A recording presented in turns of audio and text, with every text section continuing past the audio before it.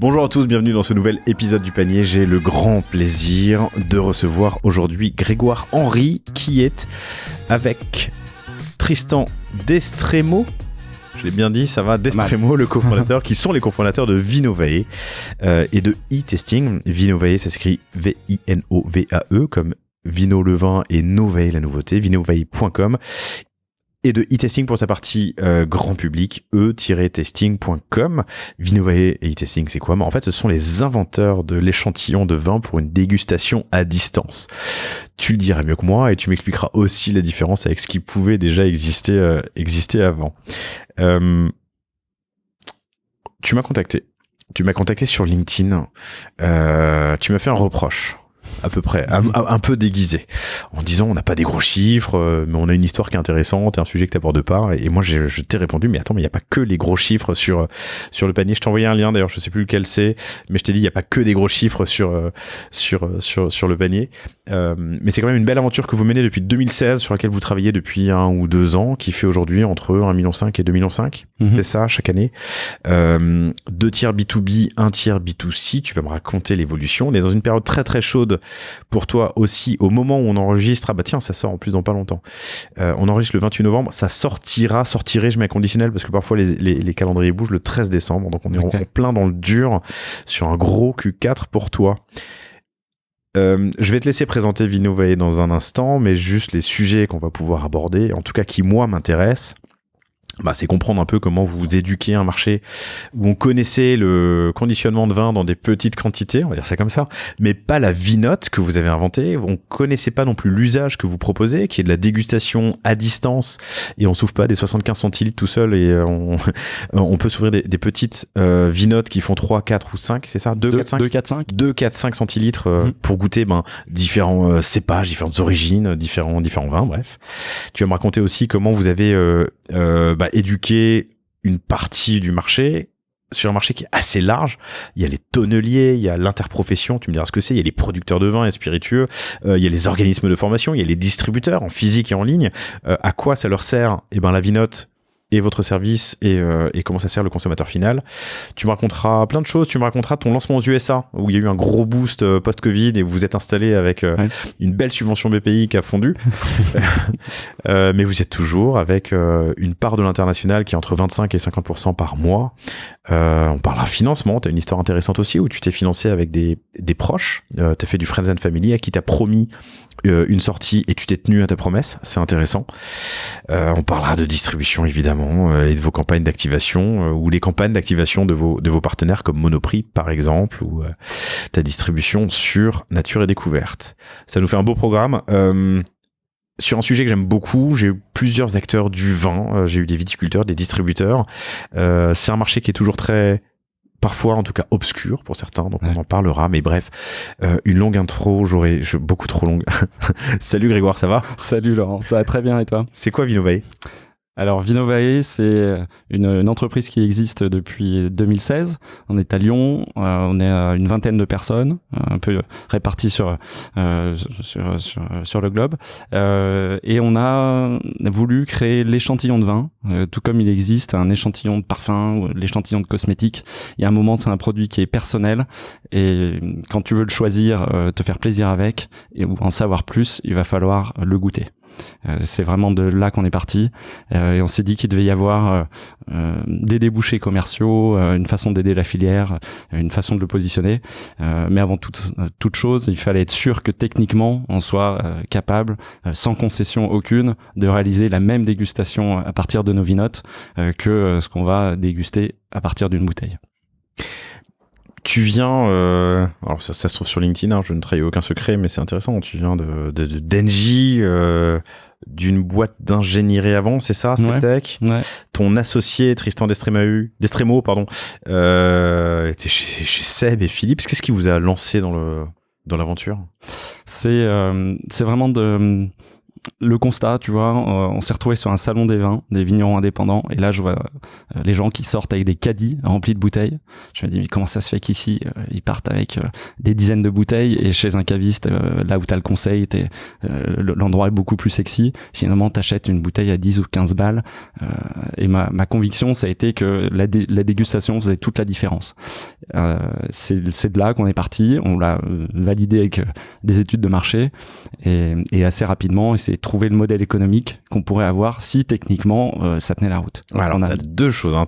Tu viens de le dire, hein. Est-ce que ça tient la route d'un point de vue économique, mais surtout techniquement, est-ce que ça tient la route, parce que déboucher une bouteille de vin qui est un peu vieillie, en tout cas, ou qu'on va aérer pour ensuite, parce que vous faites la transformation, le reconditionnement, c'est ça. C'est ça. Ouais. C'est un enjeu pour que le vin de la Vinote ait le même goût, la même odeur, le même nez, la même robe qu'un vin qui sort d'une bouteille. Ouais, tout à fait. Donc sur cette partie R&D, on a bossé en sous-marin avant vraiment de se lancer pendant quasiment 2 ans, avec plusieurs centaines de milliers d'euros à investir aussi. On allait activer les concours de start-up, etc. Le projet plaisait à chaque fois, donc on a réussi à embarquer pas mal de monde. Et puis on s'est inspiré de ce qui se faisait dans la filière, on s'est entouré. Et on a trouvé assez rapidement cette méthode qu'on est les seuls à utiliser, qui va conserver toutes les propriétés organoleptiques des vins. C'est-à-dire que quand tu vas l'analyser en laboratoire, tu vas retrouver le même profil, identique selon tous les aspects que tu peux analyser en laboratoire, et en dégustation aussi, parce qu'il reste une grosse part de mystère dans le vin que tu peux pas voir en labo, donc sur des dégustations à l'aveugle, et ça on l'a fait avec une technique qui est en absence totale d'oxygène. On garde donc vous avez créé une machine à reconditionner le vin. Ça, une machine spéciale. Tu me racontes comment ça marche?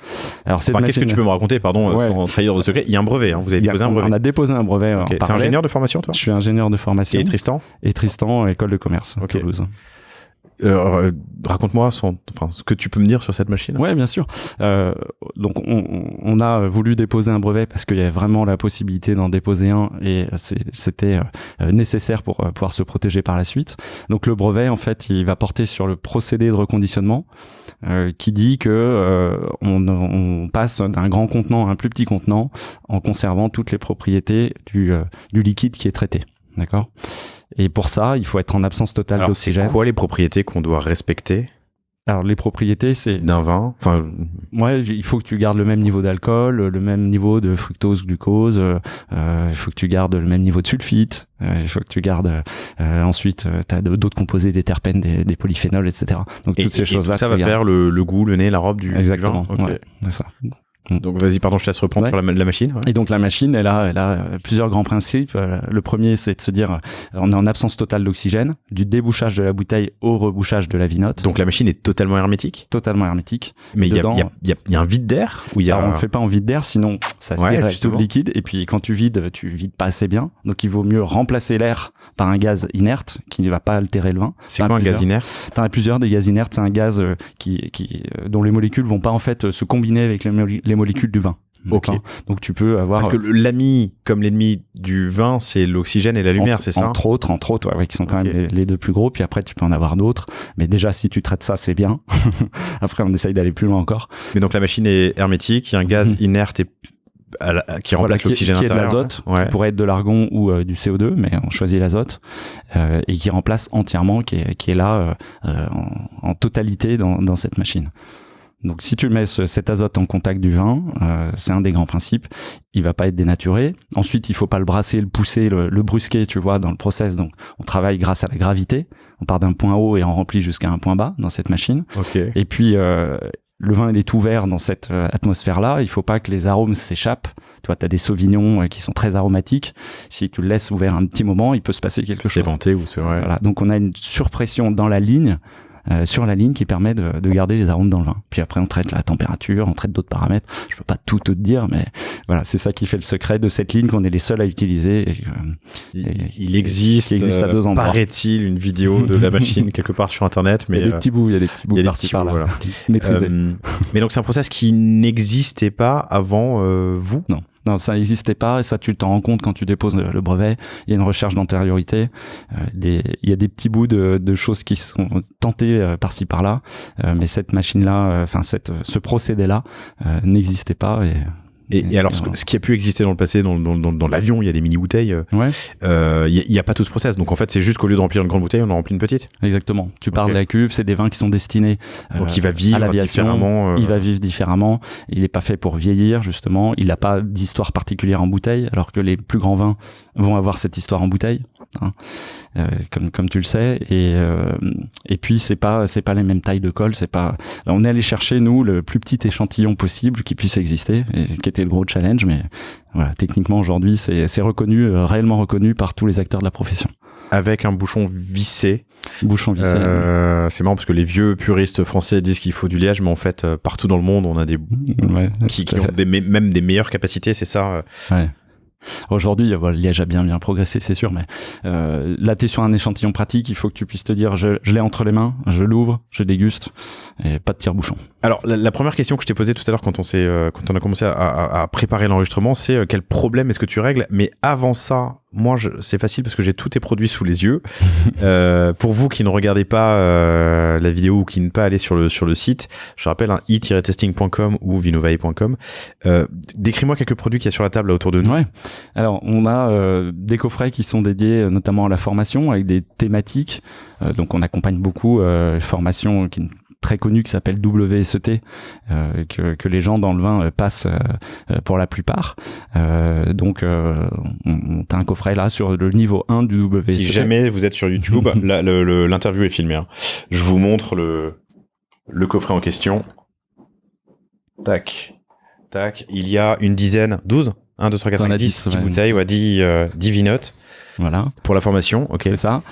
Tu vas avoir des thématiques comme ce que j'ai là, le club de dégustateurs du Coam, où on va avoir cette thématique mensuelle. Là, cette fois-ci, c'est Cahors Madiran, mais ça peut être les Pinots Noirs du monde. Donc en gros, c'est comprendre la différence entre un Cahors et un Madiran avec, je leur montre, sur la caméra, tac, avec, il y en a quoi, 6 un truc comme ça, hein. Ouais, 1, 2, 3, 4, 5, c'est ça.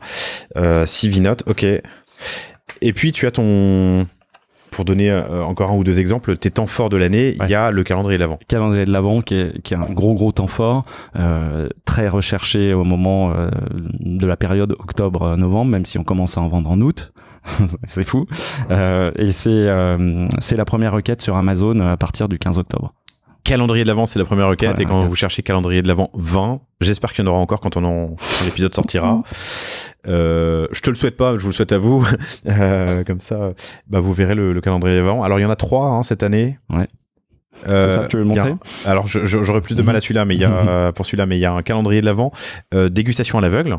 Donc en fait il y a pas d'indication sur l'étiquette, mais il y a un QR code à scanner, c'est ça? Tu te challenges, celui-là il va être dédié à ceux qui sont déjà assez fans de vin. Tiens, est-ce que là je peux me dire j'ai retrouvé le Bourgogne, tu vois? Et puis après tu as une fiche explicative avec toute la dégustation. On en a un pour le consommateur engagé. Éco-responsable, donc sur des vins bio avec une sélection qui respecte tous ces critères-là, qui est donc le noir en format tour. Et puis on a un tour du monde, enfin un tour d'Europe, pardon, où tu vas déguster un portugais, un grec, des français, tu vois. Je vois un Corse et un Bordeaux en face de moi. Ouais. Donc ça en fait un très beau cadeau pour Noël si tu vois c'est diffusé, si on en parle le 13 décembre. Et on en avait un autre qu'on n'a plus du tout ici, qui était le calendrier de l'Avent Vivino, avec qui on a fait un beau partenariat, avec que des vins qui sont notés plus de 4 étoiles sur Vivino. Tu vois. Excellent. Bon, ça vous donne une idée des produits que vous distribuez. Ça vous donne à vous, chers auditeurs, une idée des produits que vous, Vinovae, distribuez. Mais je reviens du coup maintenant à ma question initiale. T'éduques un marché, tu fais de l'évangélisation, mais quel problème est-ce que tu règles? On est dans un océan bleu, nous, clairement. Il y a pas vraiment d'échantillon sur le marché vin. L'échantillon, quand on parle aux producteurs de vin, c'est une bouteille de 75 centilitres. C'est ce qu'ils appellent un échantillon. Okay. Donc, tu imagines envoyer des vins à Hong Kong. T'as un acheteur qui veut, un dégustateur qui a besoin de déguster 6 vins à Hong Kong. Il faut payer $200 de frais d'expédition, 6 bouteilles. En verre. Ça casse, c'est lourd, etc. Et ce problème qu'on résout, nous, c'est de démultiplier les dégustations à distance. Pour toute la filière aujourd'hui, parce que tu as les producteurs, tu as les organismes de formation, les tonneliers, enfin on va parler un peu de tout ça. Donc c'est d'avoir le bon format pour déguster à distance. Alors pas forcément un problème pour tout le monde. Ça peut devenir en fait un besoin quand justement tu crées un calendrier de l'Avent. Mais donc caviste, viticulteur, distributeur, et tu me parlais même des tonneliers. Ouais, on a des tonneliers qui font goûter les spécificités de leur bois, de leur chauffe. Ils font élever un pinot noir par exemple dans leur cuve, chêne ou chêne, en fût, ouais, ok. Ouais, dans leur fût, tu as raison, dans leur fût de chêne. Et puis ils vont présenter l'effet de leur bois aux producteurs de vin, en disant si toi tu mets ton pinot noir là-dedans, ça va goûter comme ça. Et ce qu'ils nous disent, c'est qu'à chaque fois ils vendent des barriques en faisant la démonstration. Donc avec une vinote à quelques euros, quelques dizaines d'euros l'envoi si on a plusieurs en tout cas, ils vendent leur tonneau. Ça coûte combien un tonneau? Entre 800 et 1500, puis ça s'achète par plusieurs, t'achètes pas un seul. Ouais, et ça dure combien de temps? Parce qu'en plus le tonneau on a qui utilisent que du neuf, et puis après t'as un d'autres qui les recyclent. Globalement, mais pourtant ça prend du goût avec l'âge, non? Ouais, ça prend, mais ça perd aussi de ses capacités à bien faire vieillir le vin. Okay. Ouais. Vous faites des vins, vous faites aussi des spiritueux? On fait aussi des spiritueux, et là c'est des grandes marques qui vont nous chercher. Rémi Cointreau par exemple, tu vois, des choses comme ça. On va les aider beaucoup sur la logistique, là où le spiritueux coûte cher, pour notamment ce qu'ils appellent l'induction, c'est-à-dire former les gens qui sont leurs prescripteurs en magasin. Tu vois, si on parle de travel retail, comment ils veulent sortir du lot? Ben, c'est celui qui se trouve en boutique, qui connaît parfaitement les produits. Et pour qu'ils les connaissent parfaitement, il faut qu'il y ait une formation. Ils vont pas ouvrir une bouteille à chaque fois. Ils vont utiliser nos Spinotes dans ce cas-là. C'est la deuxième marque déposée. Ah oui, Vinot, Spinot, spiritueux. Ouais, c'est ça. Okay. Voilà. Donc, on les accompagne beaucoup là-dessus. Puis, le marché des spiritueux est un joli marché très, très brandé, marketé. Donc, il y a plein de choses à faire, sur de la présentation de produits, sur, pareil, de la dégustation à l'aveugle, enfin plein de choses, quoi. Des lancements. Alors c'est marrant que tu me parles de grandes marques, parce que la question que j'allais te poser, c'est est-ce qu'ils ont besoin de vous? Quand je suis Rémi Cointreau, j'ai pas déjà, je peux pas rajouter sur ma ligne une petite machine qui fait des... Ouais, en fait, une petite machine sur laquelle il y a un brevet que vous avez déposé, certes, mais tout à fait. Alors, la partie technique sur les spiritueux est moins évidente, c'est-à-dire qu'effectivement il y a d'autres qui en font, mais si tu veux faire un échantillon, là ça s'appelle de la mignonnette, avec les faiseurs traditionnels, c'est tout de suite 100 000 unités. Donc, tu vois. Okay. Donc on va nous se positionner sur le créneau qui est en dessous, où on fait des choses de façon très agile. Mais je comprends bien en tout cas avec moins de quantité. L'intérêt pour des viticulteurs, des cavistes qui peuvent faire découvrir, c'est ça, Ouais, chaînes de cavistes qui font des coffrets, qui font des choses comme ça. Ça c'est distribution. On a parlé de la prod avec ta machine secrète, ta machine magique. Mais les viticulteurs, t'as besoin de leur aval, il faut les convaincre. Est-ce qu'un grand viticulteur, je sais pas, un cru classé, un grand cru, un bon Bourgogne accepte que tu mettes son délicieux breuvage dans une délicieuse vinote? Écoute, déjà on a vraiment, je pense, gagné en notoriété et crédit sur la partie qualité depuis des années. Donc toutes ces questions, ces objections qu'on a pu avoir sur est-ce que le vin va conserver le même goût, la même qualité en vinote, on y a répondu. Donc aujourd'hui, tu peux avoir des gens déjà qui vendent tout avant même d'avoir mis en bouteille. Ben, ces gens-là vont pas être nos clients puisqu'ils n'ont pas besoin de faire déguster. D'autres qui sont sur des flacons très très très chers, avec toute une histoire sur l'étiquette, etc. Pareil, c'est pas tout à fait dans notre cible. Néanmoins, on peut faire une dégustation sur Ideal Wine avec les 6 plus grands vins de chez Guigal, c'est ce qu'on a fait. Et là, t'as une soirée assez incroyable où t'as Monsieur Guigal, Philippe Guigal, qui présente ça pendant 1 heure. T'as des passionnés au bout de la ligne. Ils dégustent les plus grands vins à un prix abordable parce que c'est un format échantillon. Et après, le site en au question. Au bout de la ligne, pardon, c'est vrai que j'étais je me visualisais la salle ou la cave. Non, à distance. Tu peux faire ça à distance. Ouais, ça c'est à distance. Ouais. Et puis ensuite, ça achète sur le site internet. Ok. Et pour 75 €, tu dégustes 6 vins, les 6 grands vins, London, Moulines, Turc, et puis les autres côte-rôtis de chez Guigal. Et ça, c'est une expérience incroyable que tu ferais pas avec des grandes bouteilles. Quel type de friction tu as dû effacer ou tu peux effacer? Ou tu as reçu de la part de viticulteurs? Toujours un petit peu la question de la taille, en disant moi le vin c'est la convivialité, donc j'envoie une bouteille. Et puis quand tu demandes à celui qui reçoit, la plupart du temps il dit mais moi quand je reçois tant de bouteilles, je peux pas toutes les boire, je peux pas les filer à l'équipe. On a l'acheteur de chez Accor qui nous dit mais c'est catastrophique, on a 750 bouteilles à déguster, on met tout à l'évier. Ils sont persuadés que leur pommard il va rester sur la table du gars qui déguste le soir. Donc ouais, tu vois, on a ça, mais qui est une fausse objection, je trouve. La qualité, mais ça, on arrive toujours à la cornériser comme il faut. La cornériser, c'est-à-dire mettre de côté cette objection dans un coin, trouver de quoi convaincre qu'en fait il n'y a pas de sujet de qualité, on a exactement de qualité, on a le même tout à fait. jus, le même vin. Ouais, ça. Voilà. Et puis bon, après, est-ce qu'on a envie d'utiliser ce genre de format, ça, c'est chacun voit midi à sa porte, mais on en a de moins en moins quoi d'objections. J'étais en train de me dire que la filière, elle est pas évidente, hein. On l'a abordé à plusieurs reprises récemment avec les grappes, super épisode que je vous recommande. La filière, elle est pas évidente. J'étais en train de me dire que c'était compliqué, mais en fait, c'est plutôt une opportunité parce que tu as plein d'étages, plein de strates dans lesquels tu peux t'insérer. Ouais, tout à fait. Et puis quand t'en as un qui marche un peu moins bien, ben tu mets ton effort sur l'autre. Donc ça c'est et parallèlement c'est aussi un moyen de les aider. C'est-à-dire que quand ils font moins de vin, tu vois cette année c'est une année de récolte qui est une des pires depuis 54.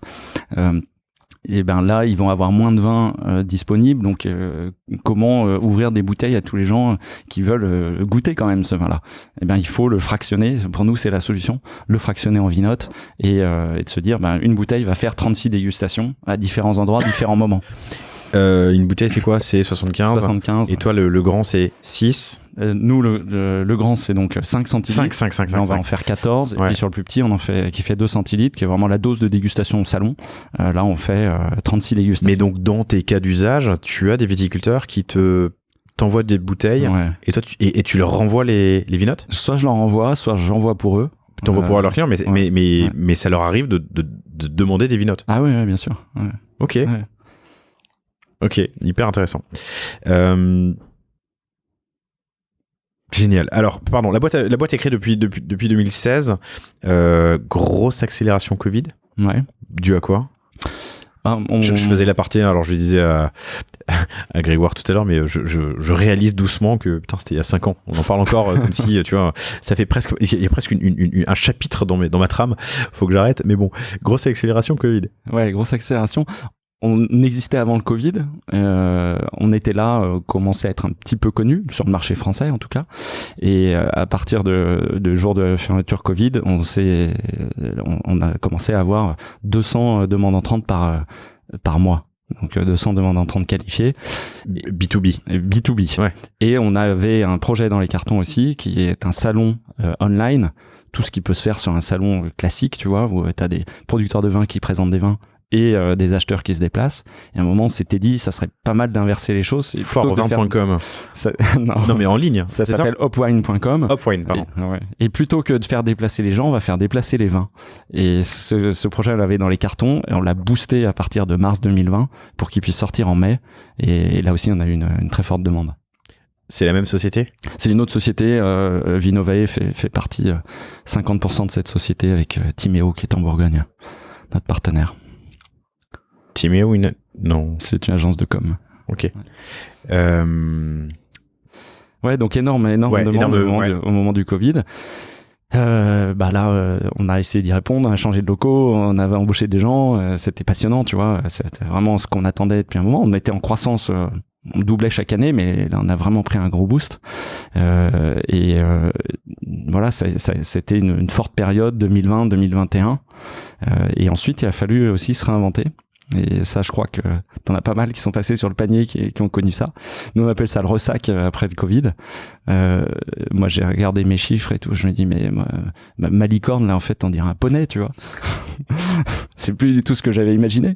Non, ça bougeait plus du tout dans le sens qu'on avait eu. Donc, retrouver finalement les fondamentaux qu'on avait avant le Covid. Et savoir répondre à cette nouvelle objection qui était votre vinote c'est top mais c'est fait pour le Covid.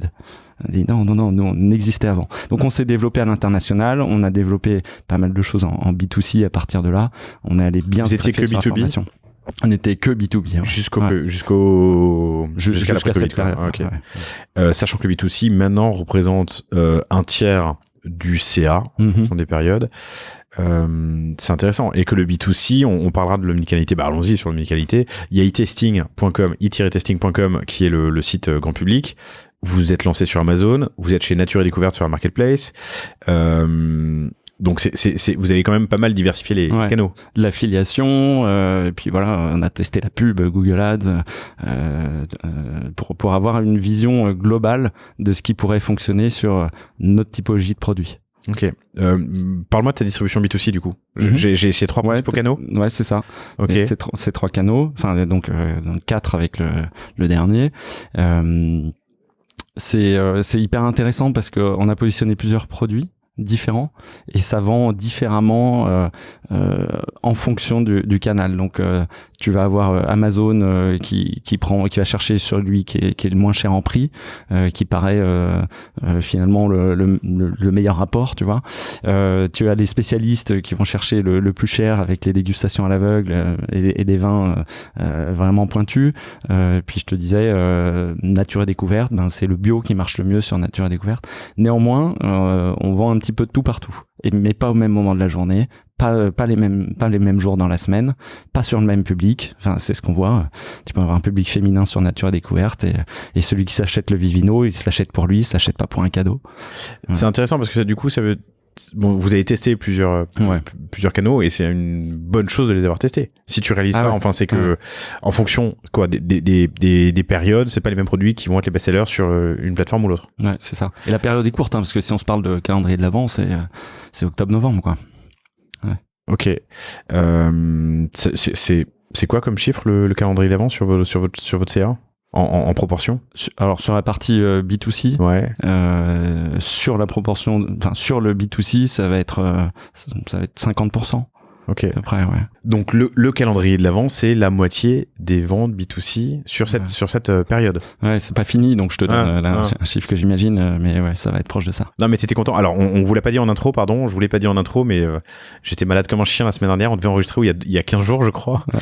Et je t'ai prévenu trop tard. T'étais déjà dans le train en direction de Paris. Je suis vraiment désolé.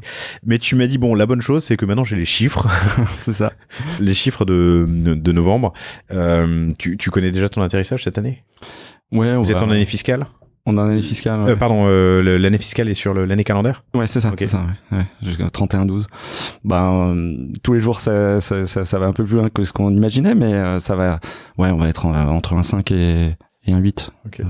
Donc j'ai dit en intro, en omnicanalité, e-tasting, Amazon, Nature et Découverte sur la marketplace, entre autres, c'est un tiers du chiffre d'affaires, 30%. Les deux autres tiers, 70% sont sur le B2B. Et là, alors tu vois, tout à l'heure, je t'ai dit que c'était une opportunité que la filière soit si explosée. En même temps, c'est aussi un enjeu stratégique de savoir où t'attaques et où tu mets tes efforts. Parce que, alors tu vas me le dire mieux que moi, mais tonnellerie, interprofessionnel, producteur de vin, organisme de formation, tu peux taper à plein d'endroits. Ouais, et il faut savoir ne pas se disperser. Ça, c'est un peu l'erreur, je pense, qu'on a faite parce qu'on a l'impression que ça répondait partout. Et puis on s'est rendu compte qu'on perdait beaucoup de temps. On a voulu s'adresser aux petits, aux gros, aux moyens, qu'on a fini par catégoriser pour aller chercher les plus évidents. Si on parle des très gros, aujourd'hui nous on a du mal. Des très gros quoi? Ouais, des très gros viticulteurs ou très gros distributeurs ou tonneliers. Ouais, on va dire très gros producteurs de vin ou très gros distributeurs. Si tu prends ceux-là ou de la GD, si tu prends ceux-là, ils ont une grande distribution. Ouais. On a un enjeu qui est pas simple, c'est de craquer l'équation d'un cycle de décision qui est chez eux très long, alors que nous, start-up, maintenant PME, on doit scorer vite pour pouvoir se développer. Et j'ai des très gros acteurs de la filière avec qui je discute depuis plusieurs années. C'est terrible. Qui n'ont pas encore pris de décision. Et puis parfois, au bout de 4 ans, ils passent commande et là, ils restent chez nous, mais ouais, c'est long. Surtout que tu as un sacré enjeu, on l'a abordé en pointillé, mais c'est de l'évangélisation. Ouais, tout à fait. On est parti de ça. On va vous montrer pourquoi ça peut vous intéresser et vous montrer plein d'applications qui ont fonctionné. Donc on travaille comme ça nos argumentaires pour leur donner envie avec un voisin qui a fait la même chose. Quand on fait Monoprix, on va voir Nicolas en disant regardez ce qui se passe chez Monoprix. Bien sûr, ouais, c'est de l'évangélisation. Une brique de la filière, une branche de l'arbre, ok. En termes de coûts, on en a pas parlé sur la prod, mais t'as évidemment le vin, plus ensuite toute la manutention et l'envoi. Ouais, alors quand on est en B2B, la plupart du temps, le vin, c'est pas nous qui l'achetons. On va nous le mettre à disposition. Tu vois, si on reprend l'opération Monoprix, on nous envoie 3000 bouteilles qui sont négociées par Monoprix avec ses producteurs, qui arrivent chez nous, mais nous, on ne les paye pas. Donc ça fait partie aussi du business model, c'est-à-dire que une partie de la matière première, on ne la rémunère pas. T'es presque une société de service dans ce cas. Détaille-moi cette opération Monoprix pour les auditeurs et auditrices. Alors, opération d'activation CRM, donc sur les encartés Monoprix, avec une action sur les 10 000 plus gros consommateurs de chez Monop. Ok, consommateurs 20. Oui, on est d'accord. Et le principe, ça a été de leur envoyer 3 vinotes avec 3 vins sélectionnés, bien sympas, pour leur faire déguster avant la foire au vin. Ok, vous avez dégusté ces 3 vins et maintenant vous venez chercher la bouteille en grand format gratuitement en magasin. Ok, sur les 600 magasins Monoprix qu'il y avait. Donc tous ceux qui dégustaient avaient une bouteille gratuite ? Ouais, bouteille gratuite. Donc tu les fais venir en magasin. Ok. Ils ont déjà goûté le vin, donc ils vont prendre la bouteille gratuite. Ils vont prendre probablement d'autres bouteilles parce que quand tu dégustes, t'achètes beaucoup plus si ça t'a plu. Et puis tu complètes le panier avec d'autres choses. Donc un taux de retour record chez Monoprix, d'après ce qu'ils nous ont dit. 10 000 envois comme ça. Ouais, 10 000 envois. Et c'est vous qui avez géré l'envoi. Ouais, on a géré. Donc vous avez reçu les X centaines de bouteilles ou milliers de bouteilles que vous transformez en vinotes, que vous envoyez pour eux en échantillon. Donc, il y avait combien de bouteilles qui étaient envoyées? Combien de vinotes qui étaient envoyées? À chaque. Il y en avait 3 par coffret, donc il y en avait 30 000. Ouais, 30 000. Donc, 30 000 vinotes à envoyer, qui génèrent du foot traffic, donc de la visite en supermarché, chez Monoprix, où ils pouvaient venir récupérer leur bouteille et potentiellement en acheter d'autres. Voilà, ok, c'était une manière de faire venir leurs meilleurs clients. Ok, intéressant. Avec une logique héroïste, puisque c'est les encartés. Donc, quand tu fais une action sur ces gens-là, au niveau de la grande distribution, là, c'est de la grande distribution spécialisée, mais le principe, c'est d'arriver à savoir combien tu dépenses et combien tu gagnes. Bien sûr. Et comme ils sont sur du client encarté, avec un historique, ils sont capables de retracer l'effet de l'opération. Exactement. Ok. T'as eu d'autres opérations comme ça, avec d'autres acteurs Ouais, on a fait plein, là, quand même, en 8 ans, plein de choses dont on peut parler. Tu vois, par exemple, dégustation à l'aveugle sur de la vente en ligne avec Wine & Co, avec un concours qu'on a fait aussi avec Coca en Suisse, QOQA, pas le Coca Light, qui est un très gros acteur sur le marché suisse, où tu vas en fait venir gamifier aussi la filière.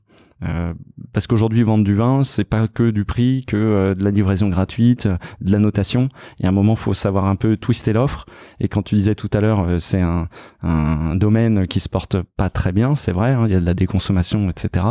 Mais quand tu proposes autre chose autour de ça, il y a vraiment de l'appétence. Je suis sur e-testing.com, je regarde le prix combien ça coûte en gros un coffret, ça va varier entre 24 pour les moins chers jusqu'à 70, 80 euros. Il y a un énorme coffret de dégustation niveau 3 WSET avec, il y en a combien dedans? Et il y en a 64. 64 à 300 euros, tu es expert après ça. Bon, je vais pas te demander à combien ça sort de l'usine, mais typiquement là sur Monoprix, ils ont fourni le vin, donc ce qu'ils ont acheté, c'est le reconditionnement plus l'envoi, c'est ça? Ouais, c'est ça, exactement. Ok, compris. Ouais. Vous êtes parti à l'international. Ouais. Raconte-moi. Ouais. On avait cette stratégie depuis le début de se dire, on va pouvoir faire. Tu m'as dit entre 25 et 50%. Ouais, c'est ça. Okay. On va pouvoir faire l'international, proche dans un premier temps, Italie, Espagne notamment, qui sont des gros pays consommateurs et producteurs de vin, donc assez proches de ce qui se passe en France. On va pouvoir faire la même chose, essayer de comprendre le marché et d'y aller. Donc c'est ce qu'on a attaqué dans l'ordre, l'Italie, puis après l'Espagne. On a appris pas mal de choses, appris qu'il fallait aussi être local pour être crédible. C'est intéressant parce que c'est des pays producteurs et consommateurs. Enfin, c'est très empirique ce que je fais. Je suis pas un expert de vin. C'est exactement ça. Ils produisent à peu près autant qu'en France et consomment à peu près. Dans les gros pays, t'as ces trois-là, donc la France, l'Italie, l'Espagne, les États-Unis. Puis après, on peut parler de la Chine. Après, d'autres choses. En consommation. Et en production aussi. En Chine, en production, ok. Parce que t'as aussi l'Amérique du Sud. T'as aussi l'Amérique latine, pardon. Mais qui va être en dessous quand même en production. T'as le Brésil qui produit presque rien, mais qui a un très gros marché de consommateurs. Mais c'est le bazar pas possible. Mais alors, alors, c'est une question tout à fait ouverte, mais pourquoi choisir des pays producteurs et consommateurs, et donc potentiellement de connaisseurs, comme première destination internationale, l'Italie et l'Espagne? Pour essayer de dupliquer le modèle France. Ok. Voilà. Et après, les États-Unis, c'est arrivé en 2022, là avec une grosse traction des demandes, d'avoir des projets globaux sur les 2 continents. Toi, t'as des acteurs qui sont positionnés, ils veulent le même niveau de service, le même coffret, tout pareil, quoi. Sinon, l'opération n'est pas globale. Et à ce moment-là, on s'est dit, il faut qu'on puisse produire aussi aux États-Unis. Et c'est là qu'on a décidé de lancer une branche à Sonoma en Californie. Ok, ça représente quoi les États-Unis aujourd'hui en chiffre d'affaires? Ça va représenter 10%, 10-15% sur cette année. Sur les US. Ouais. Ok. Les US par rapport au global. Et ça, c'était en quelle année que vous vous lancez aux États-Unis? Tu m'as dit c'est 2022. 2022. Ouais. Comment on se lance aux États-Unis quand on est Vinovae? Déjà, t'essayes de partir avec on a fait quelques voyages de prospection pour sentir le marché. Et puis tu pars aussi avec des financements. Ça, c'est l'idéal. C'est ce qu'on a eu. Donc, pour la petite histoire, c'est BPI qui assurait quand même pas mal le financement sur le papier avant qu'on puisse partir. Donc, c'est fort de ça qu'on s'est dit, on y va. La BPI, comme d'ailleurs, il y a plusieurs organismes ou plusieurs institutions françaises qui font des aides à l'export, souvent les chambres de commerce locales, ou chambres de commerce d'ailleurs de destination, qui aident les entrepreneurs à venir s'installer. Là, c'était la BPI. Elle vous prête de l'argent? C'est un prêt? C'est de l'assurance prospection export. Donc en fait, on a déjà entendu parler sur le panier. Tu déclares un chiffre d'affaires prévisionnel avec des dépenses prévisionnelles. Si tu fais exactement ça, tu vas rembourser ton prêt. Et si tu fais moins, tu peux rembourser que jusqu'à 1/3 de ton prêt. Oui, d'accord. Tu rembourses. Si ça marche, tu rembourses. Si ça marche pas, tu rembourses pas. C'est exactement ça. Ouais. Ok. Tu rembourses moins. Tu finis quand même. Mais donc, faut quand même avancer l'argent. C'est pas une subvention. Ils te le prêtent, c'est-à-dire que ils te font 2 versements. Un premier. Donc tu dis, je vais faire 1 million, ça va me coûter 800 000. On vous prête 800 000. Si tu fais le million, tu rembourses les 800 000. Non, c'est pas exactement ça. Tu dis, je vais faire 1 million et on te prête 150 000. Ok. Et puis si t'as fait 1 million, tu rembourses 150 000. Si t'as fait 500 000, tu vas rembourser la moitié. Ok. Et donc on te le prête. Ok. Ouais. Et donc il décide de vous prêter combien? Et donc là, l'histoire, elle est pas très fameuse. C'est que juste avant l'été, avant de partir, ils décident de nous prêter 1 million d'euros parce qu'on avait eu des jolis résultats l'année d'avant. Donc c'est lié à tes résultats. Bien sûr, c'est un principe d'assurance. Et puis on se dit voit quelques chiffres sur Papers, chers auditrices, chers auditeurs, je vous laisse les regarder. Donc on se dit on y va, on a 1 million d'euros de la BPI, c'est incroyable, il faut jouer avec ça, quoi. Il faut y aller, il faut en profiter.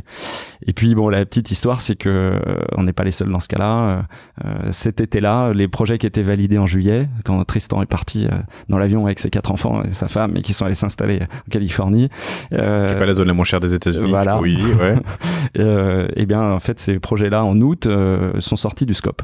Donc c'était validé, il y avait tout était bon et on nous a dit non, désolé les gars, c'est plus 1 million.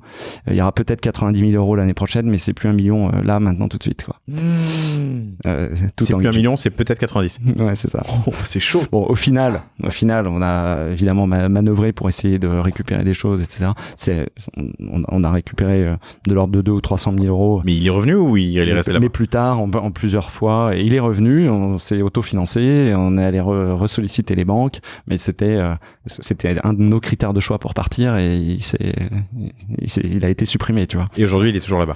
Il est toujours là-bas et là, maintenant, aux États-Unis, et ça y est, c'est parti, ça s'autofinance et ça devient rentable. Alors, c'est intéressant parce que c'est un usage qui peut être différent. Là-bas, il y a à la fois des consommateurs et des producteurs. Donc, quand tu vas il est dans la vallée de Sonoma. C'est ça.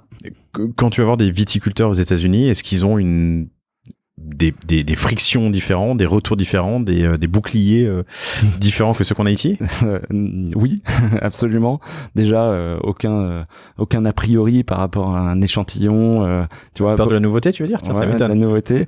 Le vin est beaucoup moins sacré chez eux que chez nous. Ça, c'est quelque chose d'important aussi. Et puis, ils voient l'opportunité. Donc, des rendez-vous avec les plus gros acteurs là-bas, de la production, de la distribution, etc., tu les obtiens facilement. Bref, faut pas te rater, t'as une chance, et pas 2. Non, l'intérêt, il est là. c'est un autre marché. Ils ont des wine clubs, ils ont le même problème entre les États pour faire voyager le vin d'un État à l'autre, alors que nous en Europe, Italie, Espagne, etc. C'est hyper simple. Voilà, ils ont en fait. C'est bien de le dire ça. Rappelons-le quand même un peu de temps en temps. C'est beaucoup plus facile de faire voyager du vin en Europe que de faire voyager du vin aux États-Unis d'un État à l'autre. Le vendre aussi.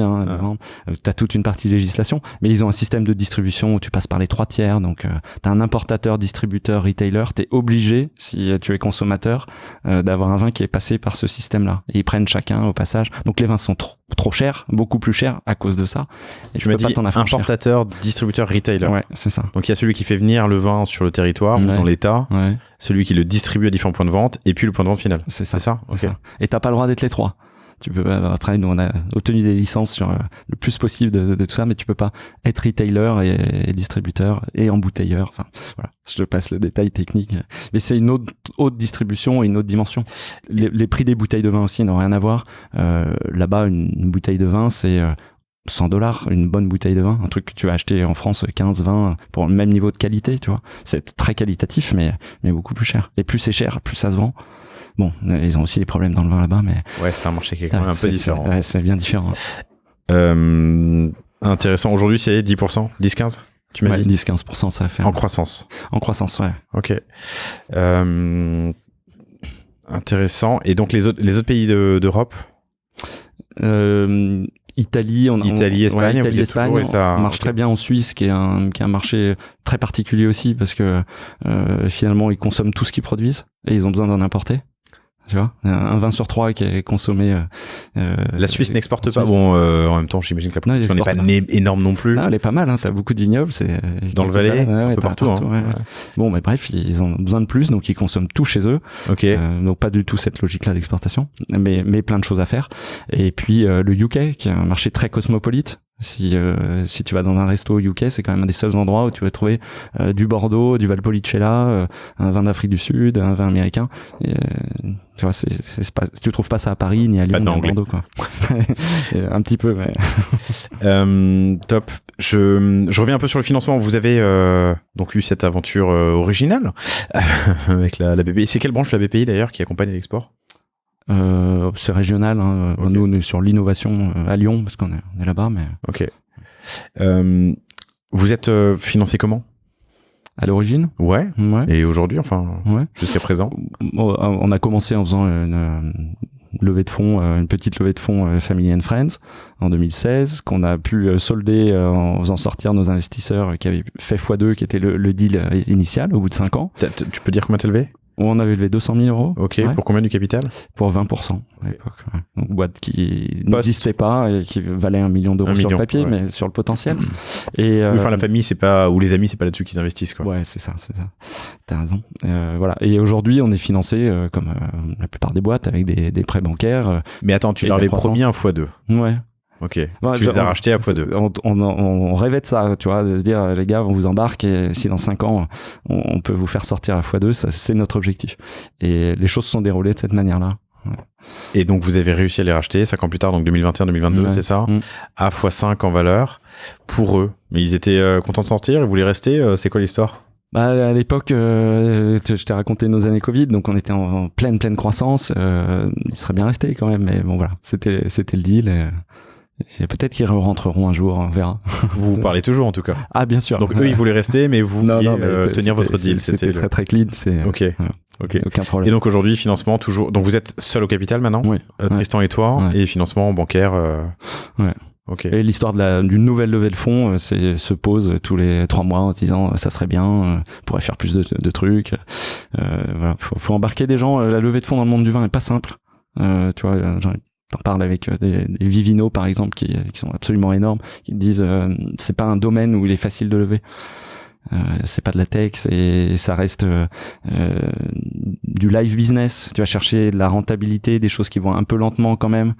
Peut pas promettre un x10, un x100 en 2 ans ou 5 ans quoi. Ça c'est pas possible. Ok, intéressant. Qu'est-ce que tu ferais avec de l'argent?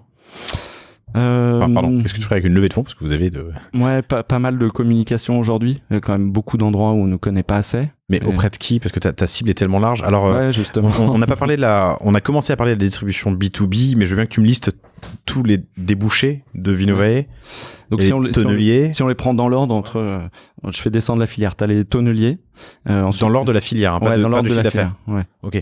Les tonneliers, les interprofessions. C'est quoi l'interprofession? L'interprofession, c'est le bureau interprofessionnel des vins de Bourgogne qui va fédérer en fait les campagnes de communication, de promotion pour les producteurs de Bourgogne. Ok. T'en as tout plein comme ça sur chaque région, en France, à l'étranger, ils sont tous organisés comme ça. Donc ils ont un budget. Et leur rôle, c'est de faire briller dans le monde, ou en France, ou dans telle région, le vin de Bourgogne, Bordeaux. Ok. Ils vont chercher les prescripteurs, ils font déguster, ils organisent des événements. Voilà. Donc les interprofessions. Pardon, c'est moi. Hop. Les producteurs de vins et de spiritueux, mais donc, qui ont un service marketing qui bouge et qui ont besoin de s'exporter. Et qui a compris qu'il y avait un intérêt. Ouais, ok. Les chaînes de cavistes. Parce qu'il faut s'adresser à des réseaux chaînés. Attends, je m'arrête là-dessus. Ceux qui ont compris l'enjeu, on parle des viticulteurs. C'est intéressant parce que, alors, on a reçu sur le panier là, les grappes dont je te parlais récemment, Loïc Tanguy, pardon. Loïc Tanguy, putain, j'ai eu un doute. Que je salue et je m'excuse. Et qui me disait, lui, qui apporte un service justement aux petits viticulteurs qui n'ont pas de service expédition, de service marketing. C'est pas eux qui auraient besoin de vous plus que les gros. T'as moins d'éducation et d'évangélisation à faire quand il y a une certaine maturité digitale et marketing qui existe. Ok, je comprends. C'est ça, ouais. Okay. Du budget, un besoin de faire rayonner une marque. Et il y a petit et tout petit, tu vois. T'as des gens qui produisent 10 000 bouteilles par an. Ça, c'est des tout petits. Puis t'as ceux qui sont à 100 000. Ils sont vraiment petits par rapport à plusieurs millions, mais ils existent et voilà, ça peut être dans cette catégorie-là. Ok. C'est l'ETI et pas la grande entreprise, ni la PME. Ok. Ouais. Donc les producteurs de vin ou des spiritueux, pardon. Et puis tu parlais des organismes de formation aussi. C'est organismes de formation qui arrivent vraiment au bout de la chaîne. Mais avant ça, donc les cavistes chaînés, la distribution e-commerce. Les cavistes chaînés, qui sont organisés en chaîne. En chaîne, pardon. Comme un Monoprix est considéré comme un caviste chaîné, un Nicolas, Intercave, qui sont des grandes marques avec une distribution souvent nationale voire internationale, et des VNB, des choses comme ça. Et puis on en arrive à la grande distribution qui fait des OP spot et pour du récurrent et qui constitue 50% quasiment de notre chiffre d'affaires. Les organismes de formation, parce que tu as une vraie demande du consommateur de se former à distance, soit sur des thématiques un peu simples de cépage, je connais pas le vin de Bordeaux, je découvre un vin de Bordeaux, etc. Soit en montant comme ça en expertise avec des thématiques beaucoup plus poussées, de la dégustation à l'aveugle, etc. Et là, tu as un vrai marché hyper intéressant, hyper récurrent. Qui peut se faire du coup à distance. Qui se fait à distance, et puis voilà, tu vois, quand tu as besoin de déguster beaucoup de choses, tu peux pas venir passer des jours et des jours à Paris si t'habites dans le Gers, tu le fais chez toi tranquillement, quoi. Ni t'acheter autant de bouteilles qui vont finir pour une partie dans l'évier ou dans le bœuf bourguignon du dimanche, quoi. Ok, compris. Donc je reviens à ma question initiale qui était c'est quoi ton frein? Quelle est ta friction? Qu'est-ce que tu ferais avec une levée de fonds? Donc je te disais communication. Pas mal de communication, c'est sûr. On pousserait là maintenant qu'on a appris beaucoup de choses sur le e-commerce, encore pas mal de leviers. Et puis, tu sais, c'est toujours l'histoire de la levée de fonds. Hein. Il y a des moments où t'en as besoin, t'en as un peu moins besoin. Puis quand t'en as besoin, c'est plus le moment d'aller la chercher. Et inversement, quoi. Voilà. Et puis c'est quand t'en as le moins besoin qui coûte le moins cher, là. C'est ça. Le dilutif en général. C'est un sujet compliqué, la levée. Mais, on aimerait bien embarquer. Ça risque d'arriver des gens qui sont vraiment des prescripteurs dans la filière. On avait fait du Family and Friends, mais là, t'as des gros acteurs, justement, dans ces types de clients que je t'ai décrits, qui pourraient aussi apporter du poids à notre visibilité. Ok. Tu m'as dit que t'as appris plein de choses dans l'e-commerce. Ouais. Qu'est-ce que t'as appris? Oula. Non, on est parti de zéro, hein, e-commerce. En gros, 2021, 2022. Ouais, on a le lancement du B2C comme ça sur une idée quand on était à Londres avec Tristan en disant mais il faut ces packs de formation on les vende nous-mêmes, et puis on a créé un bout de site ça s'appelait Strikingly, où on a commencé à vendre, créer une boutique hyper simplement. Et puis alors, on était un peu foufou, on se dit on va faire tous les pays. Allez, on met, tu vois, tu peux cocher quoi. On met États-Unis, on met tout ça. Puis on commence à avoir des ventes. Puis là, on se rend compte de la difficulté. Il faut les envoyer, il faut payer, voilà. Il faut déclarer de la TVA. On est revenu un peu en arrière. Ouais. Mais l'idée, elle est venue de là. On s'est dit, il n'y a pas de raison qu'on puisse pas nous aussi essayer d'en vendre. Donc c'était très typé formation au démarrage. C'est ces packs-là qui apportent beaucoup à la filière. T'es un consommateur, tu l'achètes chez nous directement, en achetant la formation par ailleurs. Et puis on a opéré ce virage là depuis cette année sur de la vente directe parce qu'on sait qu'on a des produits qui plaisent et on a voulu essayer tous les canaux. Ok, donc l'e-com en direct to consumer via e-testing, Amazon et les d'autres distributeurs comme Nature et Découverte. Ouais. C'était ça, ok. On est en plein temps fort sur Q4 là. Ouais. Tu m'as dit que l'un des mots-clés les plus recherchés c'était cadeau de l'Avent, calendrier de l'Avent sur Amazon depuis quelques semaines. Alors général, mais sur 20, vous êtes l'une des premières ventes. Comment est-ce que vous travaillez le SEO? Parce que là aussi, tu as plein de cibles, plein de cas d'usage, c'est pas évident. Ouais. Alors on a pris une agence qui est à Lyon à côté de chez nous, qui s'appelle Variant Marketing, je les salue, ils sont bien cool, et qui nous a accompagnés sur toute la partie SEO B2C, et puis qui avait travaillé aussi notre site B2B. On a créé à partir de ça des campagnes d'ADS, Google Ads. On a remarqué que le PMax marchait pas très bien, le shopping, Google Shopping en revanche marchait fort, avec un objectif de tant d'euros à dépenser par produit. Qu'est-ce que je peux rechercher pour voir une de tes pubs? Calendrier de l'Avent 20, normalement tu devrais trouver. Ok, et ça vous le travaillez avec l'agence, avec un pilotage à quoi? Pilotage toutes les semaines en ce moment parce que c'est la période forte. Hein. Ouais. Mais au ROAS, au clic, à la visite pilotage à la dépense publicitaire par rapport au nombre de produits vendus, ouais, donc au ROAS, ouais. Ok. Ah oui, je vous vois effectivement calendrier de l'Avent 20, vous en avez plusieurs, dont le fameux calendrier de l'Avent 20 et saucisson, les bons vivants. Ça, il a fallu faire un partenariat? Ouais. Avec qui? Avec un producteur de saucissons, du côté de Saint-Étienne. Ok. Ça, c'est pour la partie SEO, SIA. Mais vous avez testé l'affiliation? Tester l'affiliation, moi je dirais qu'aujourd'hui... en influence, hein, pas en revendeur. Oui, okay. C'est ça. Et je pense qu'on n'a pas dû bien se positionner au niveau des coms, etc., même si on a testé plusieurs choses. Mais aujourd'hui, les résultats sont pas bons en affiliation. Ouais, donc on verra, on fera un petit retour d'expérience là-dessus. Tu sais à quoi tu peux Donc tu m'as dit potentiellement les commissions, ouais. Le choix des partenaires, des influenceurs. Voilà, là on a visé large, même si plutôt conseillé quand même de bien les choisir, mais c'était notre première année en affiliation qu'on a voulu voir. Et on s'est rendu compte qu'ils en parlaient pas beaucoup, étonnamment, tu vois, même en ayant envoyé des produits, même en étant assez incitatif. Voilà, on verra ce qui a pas marché. Aujourd'hui, je sais pas trop te le dire, mais c'était pas mal d'espoir sur l'affiliation. Et en fait, ça a beaucoup mieux marché sur les autres axes qu'on a lancés. Ok. Qui sont notamment du coup Amazon. Ouais, super.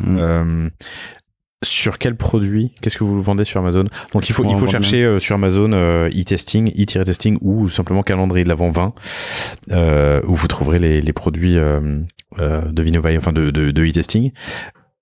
Vous vendez plusieurs produits? On vend, voilà, là, en ce moment, toute la partie calendrier de l'Avent, donc c'est vraiment la fin, puis il en reste presque plus. Et puis après, on va switcher sur les cadeaux de Noël. Okay. Donc, tu as des coffrets thématiques.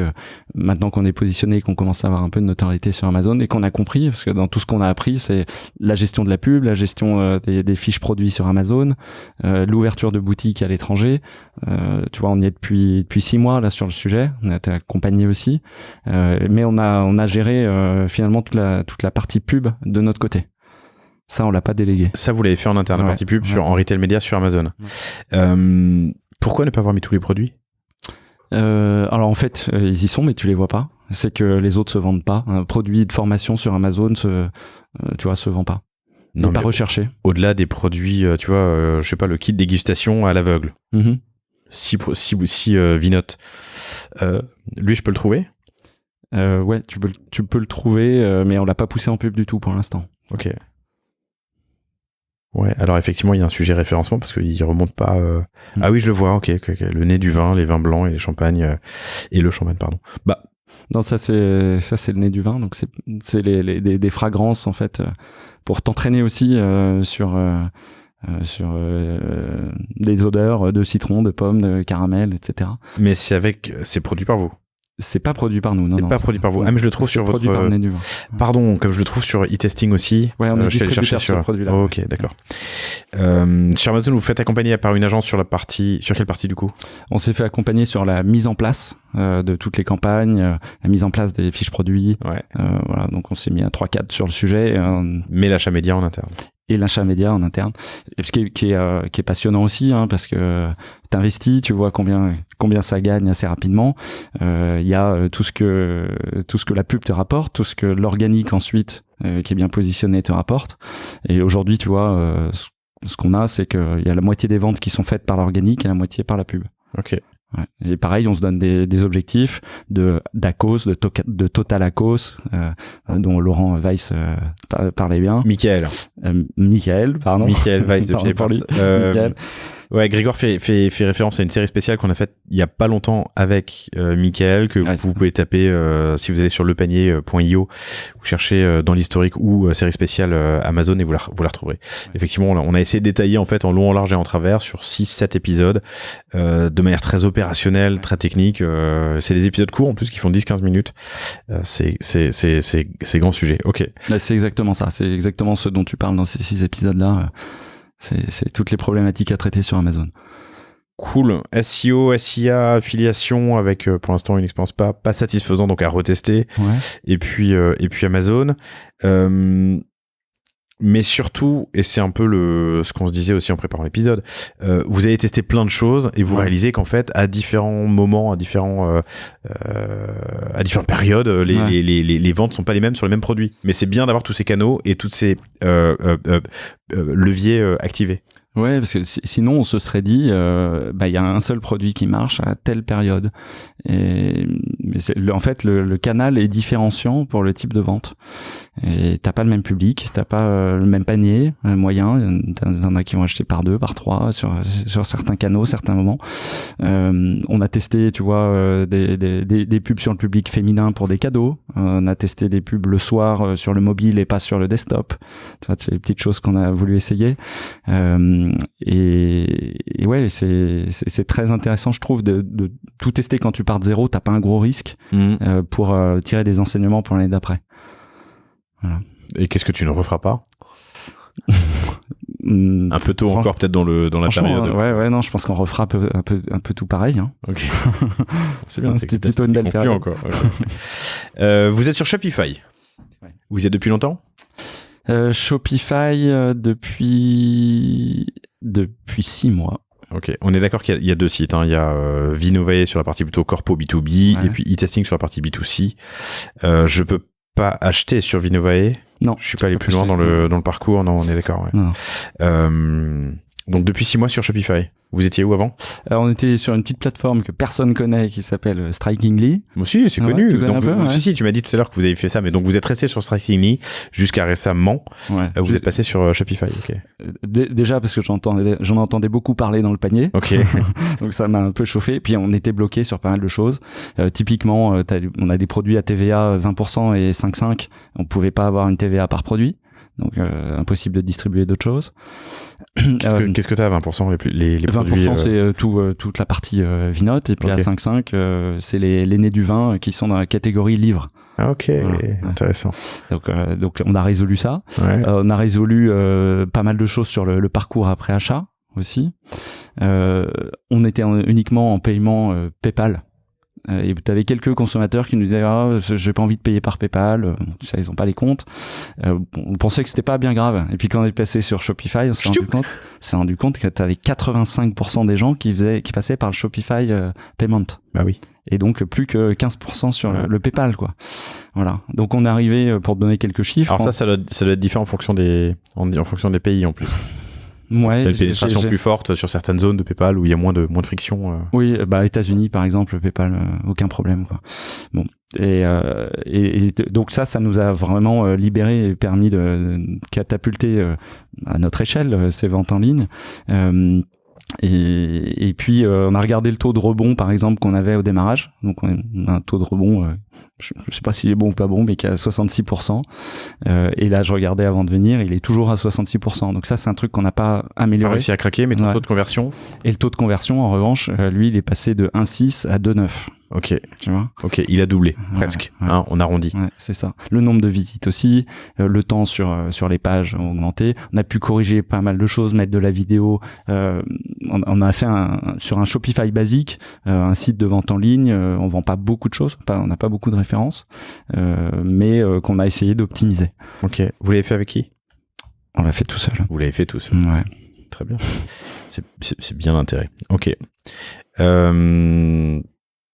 Écoute, super. On a fait un tour assez large. Alors, c'est intéressant parce qu'on part vraiment... il y a tellement de fils à détricoter ou à tricoter sur ta distribution et sur cette espèce de millefeuille de la filière viticole. En France, que effectivement choisir ses batailles, ça doit être un enjeu. Qu'est-ce qui se passe ensuite ? Qu'est-ce que je te souhaite pour 2025 ? Où tu vas ? Quelles sont les questions que vous vous posez ? Alors, on a parlé du financement. Est-ce que, par exemple, je me demandais si vous alliez reproduire aux États-Unis, qui est un marché que vous voulez, sur lequel vous voulez pousser, puisque Tristan y est, l'outil de production ? Alors, il y est. Il y est déjà. Ouais, on est parti vraiment avec cette idée de pouvoir produire aux US pour répondre au marché américain, pour pas envoyer des bouteilles de Californie jusqu'à Lyon et les renvoyer en Californie. Là, ça avait vraiment plus de sens. Ouais, ça aurait coûté une fortune. Tout de suite, on a recréé une ligne. Donc, il y a 2 lignes qui existent de mise en vinote. Il y a France et US. Ok. Vous avez des clients en Amérique latine ? Peu. Mais ils produisent du coup en Californie. Ça passe par la Californie. C'est l'enjeu, quoi. C'est supposé faire ça, mais c'est compliqué aussi. Hein. C'est loin, quoi. Mais en fait, vaut mieux vaut mieux parler au distributeur d'un vin latino-américain, un vin argentin, un chilien, aux États-Unis que. Je comprends. Donc vous avez déjà dupliqué la ligne de production aux États-Unis. Alors qu'est-ce qu'on peut faire d'autre ? C'est marrant parce que quand on a commencé l'épisode, on parlait à un de mes collaborateurs qui est directeur conseil, qui est Stéphane, qu'on salue, qui demandait s'il y avait de la reco qui était possible personnalisée, tu vois, en fonction de. Ça serait génial. Ça serait génial. Aujourd'hui, on essaye d'avoir un éventail assez large sur les produits B2C pour que tu trouves ton bonheur soit chez nous, soit chez nos clients, parce que nos clients ils créent leurs propres histoires, leurs propres produits avec des formations thématiques, avec des coffrets qui peuvent répondre vraiment à un large besoin. Peut-être qu'un jour on arrivera sur ce genre de choses. Aujourd'hui on a quand même nous une mission, je pense, qui est d'aider la filière à perdurer, à éduquer les plus jeunes au vin, mais de manière responsable. Tu vois, c'est un produit qui est noble, c'est un produit c'est vraiment très dommage de voir qu'il puisse y avoir une déconsommation. Et pour que ça perdure, il faut initier en fait. Il faut initier ceux qui ne le connaissent pas, qui peuvent être les plus jeunes ou même après. On peut s'y mettre à n'importe quel âge. Donc on est là pour ça. Et d'un point de vue perso pour la boîte, il faut qu'on arrive à grossir encore sur la vente en ligne, qu'on ait de plus en plus de récurrence. C'est ça qu'on va chercher. Donc on est en train de configurer aussi un modèle de boîte plus rationalisé possible. En termes de personnes, en termes de marketing, tu vois, sur tous les leviers qu'on peut activer, et tout ça devrait normalement bien payer sur 2025, j'espère. Bon, écoute, c'est tout ce qu'on souhaite. Merci infiniment Grégoire, c'était passionnant. Si vous voulez poursuivre la conversation, on a fait le tour de tous les sujets, je crois. Donc, si vous voulez poursuivre la conversation avec Grégoire, vous trouverez Grégoire Henry, comme le prénom Henry sur LinkedIn, ainsi que ton associé Tristan Destremau, Destremau, et évidemment allez faire un tour sur vinoveille.com et i-testing.com pour voir tous les produits dont on a parlé depuis 1 heure. J'ai prévu un code pour le panier. Génial. Un code de 10%. Donc, panier 10 en majuscule. Panier 10 en majuscule pour avoir moins de 10% sur votre commande. Sur tout le site, sur e-tasting.com. Cool, sur i-testing.com. Grégoire, merci infiniment. Merci à toi, Laurent. Bon retour à Lyon et merci à vous toutes et tous pour votre fidélité. Je suis très heureux de vous retrouver sur LinkedIn, par email, lepanier.io pour la newsletter pour vous inscrire. Et puis aux événements, il y en a eu quelques-uns cette année, il y en aura plus en 2025. On va faire des trucs vraiment très cool, notamment en région. J'en dis pas plus pour l'instant. Salut à toutes et à tous. Salut Greg. Salut. Grégoire.